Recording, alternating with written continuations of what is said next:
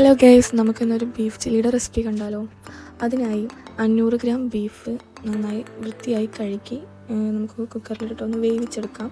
ഇത്തിരി ഉപ്പും മഞ്ഞൾപ്പൊടിയൊക്കെ ഇട്ടിട്ട് നന്നായി വേവിച്ചെടുക്കാം.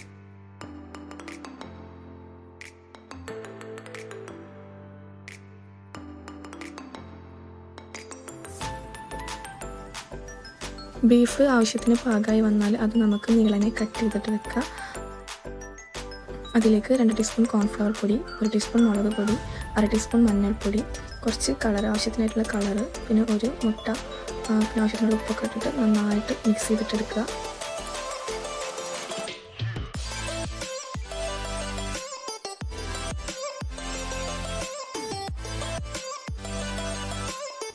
ആ മിക്സ് ചെയ്താൽ നമുക്ക് എണ്ണയിലിട്ടൊന്ന് ജസ്റ്റ് ഒന്ന് ഫ്രൈ ചെയ്തിട്ടെടുക്കാം.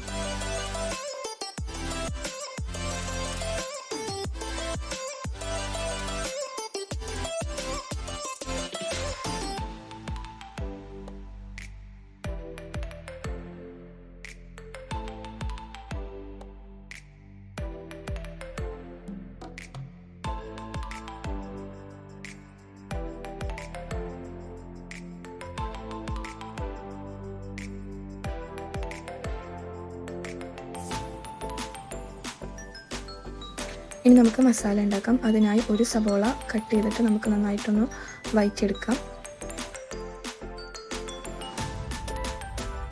അതിലേക്ക് കുറച്ച് വേപ്പില ഇട്ടിട്ട് നന്നായി വഴറ്റിയെടുക്കുക.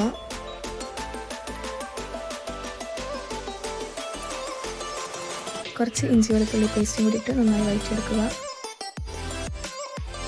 2-3 വറ്റൽമുളകും കൂടി ഇട്ടിട്ട് നന്നായിട്ട് വഴറ്റിയെടുക്കുക.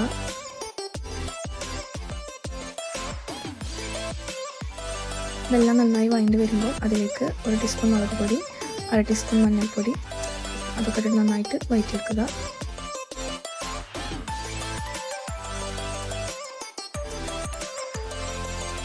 ഇതിലേക്ക് ഇതൊക്കെ നന്നായി വഴണ്ട് വരുമ്പോൾ ഇതിലേക്ക് ഒരു ചെറിയ തക്കാളി നന്നായി കട്ട് ചെയ്തത് ഇട്ടിട്ട് നന്നായിട്ട് വഴറ്റിയെടുക്കുക.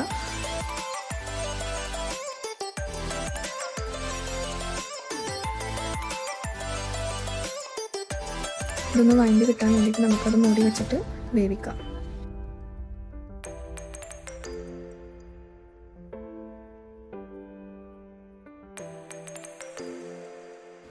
ഇതൊന്ന് വെന്ത് വന്നാൽ നമുക്കതിലേക്ക് സോയാ സോസും പിന്നെ ടൊമാറ്റോ സോസും കൂടിയിട്ട് ഒഴിക്കുക. എന്നിട്ട് അത് നല്ലോണം മിക്സ് ചെയ്യുക.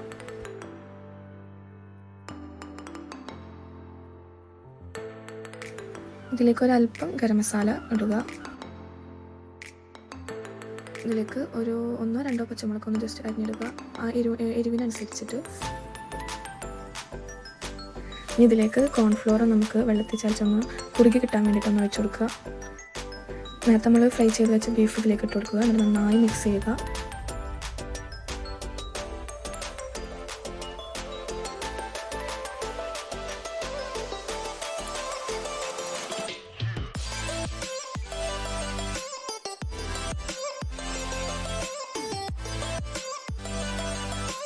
നമ്മുടെ ബീഫ് ചില്ലി ഇതവിടെ റെഡി ആയിരിക്കുന്നു.